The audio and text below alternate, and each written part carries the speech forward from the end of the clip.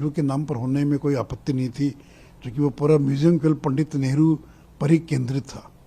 लेकिन जब अब इस म्यूजियम के अंदर देश के सभी प्रधानमंत्री, जब चंद्रशेखर हों, देवगौड़ा हों, चाहे वो शास्त्री हों, मैंने किसी भी पार्टी से जुड़े हों, सभी प्रधानमंत्रियों की योगदान को उसके अंदर दर्शाया गया है, तब उसका नाम केवल पंडित नेहरू के नाम पर क्यों होना चाहिए?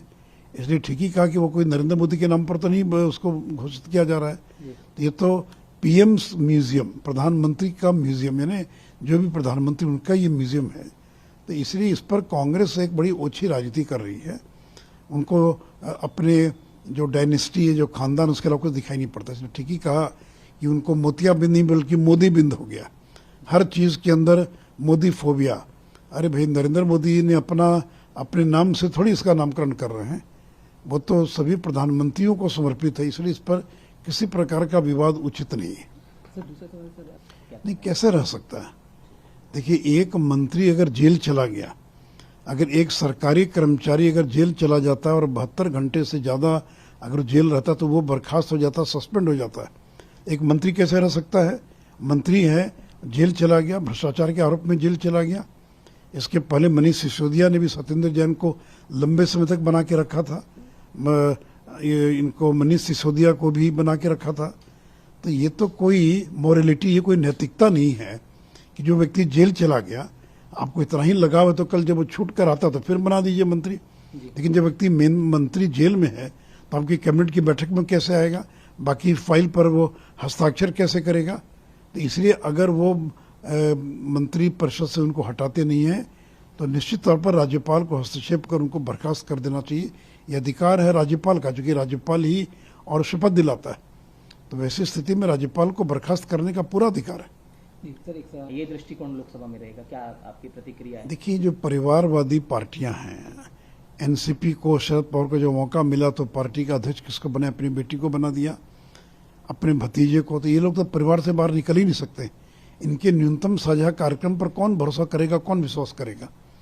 तो देखिए, तो विपक्षी एकता जो है, ये परिवारवादी पार्टियां और भ्रष्टाचार में आकंठ डूबी पार्टियों का ये सम्मेलन है। और ये जो भ्रष्टाचार में आकंठ डूबी पार्टियां हैं, इसे नरेंद्र मोदी को हटाना चाहती हैं, ताकि कल अगर उनका राज आ जाए तो जो मुकदमे उन पर चल रहे हैं उनको वो वापस करा सके। उनको डर है कि आगे और भी लोग जो हैं फंस सकते हैं। भाई, आप अगर गलत काम करेंगे, अभी बालाजी का मामला पूछ रहे थे, इतने गंभीर आरोप हैं, इतने प्रमाण हैं। मनीष सिसोदिया जेल में 3 महीने से ज़्यादा हो गया, आज तक क्यों नहीं बेल मिल पाया? तो इतने पुख्ता प्रमाण हैं। और कभी किसी कोर्ट ने कहा क्या कि राजनीतिक दुर्भावना से इन लोगों को फंसा दिया गया है, इन लोगों को गिरफ्तार किया गया है?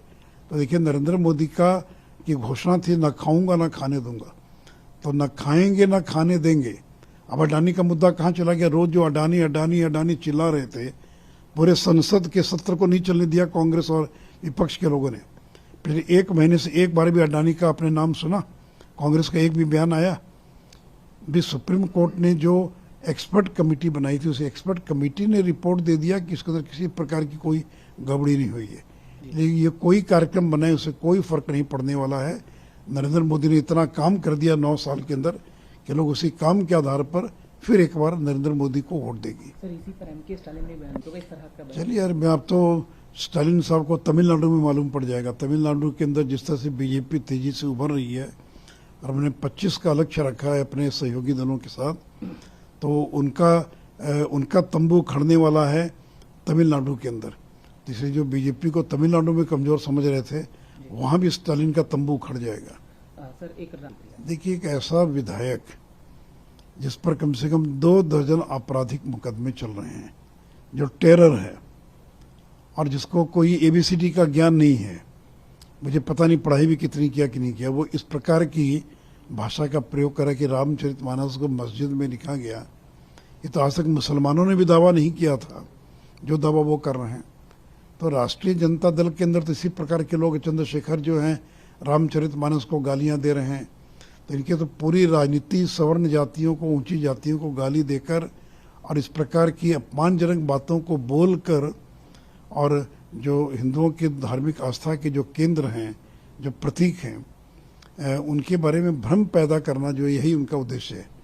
तो इसलिए बहुत ही आपत्तिजनक बयान है राष्ट्रीय जनता दल के विधायक रीता यादव ने जो दिया वो बहुत ही आपत्तिजनक बयान है। बस एक सवाल ये अभी कांग्रेस का बयान क्या है, सीपीएम का बयान क्या है, कांग्रेस के कितने लोग मारे जा चुके, और जो विपक्षी दलों की बैठक हो रही है, एक भी कांग्रेस के विपक्ष के किसी नेता ने कंडेम नहीं किया है और उसकी निंदा नहीं की कि बंगाल में जिस प्रकार की हिंसा हो रही है। क्या ऐसा ही लोकतंत्र चाहते हैं?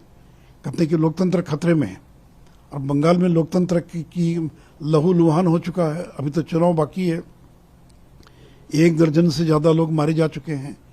हाईकोर्ट के आदेश का भी वहाँ का चुनाव आयोग जो है और उसका पालन नहीं कर रहा है। तो ये लोग ऐसा ही लोकतंत्र चाहते हैं जिस लोकतंत्र में और लोगों को अपने मतदान का अधिकार न हो, और जिस लोकतंत्र में लोगों को खड़ा होने का अधिकार नहीं हो। टीएमसी चाहती है कि सर्वसम्मत चुनाव, यानी उन्हीं के लोग नॉमिनेशन करें। पिछले बार तो करीब 34% उम्मीदवार जो थे वो अनअपोज जो हैं वो टीएमसी के चुन लिए गए थे। तो कम से कम खरगे साहब को कंडेम तो करना चाहिए। उनके कार्यकर्ता मारे जा रहे हैं, वो चुप हैं। अधीर रंजन चौधरी बयान दे रहे हैं और खरगे साहब और राहुल गांधी चुप्पी साधे हुए हैं। उनको तो कम से कम कंडेम करना चाहिए।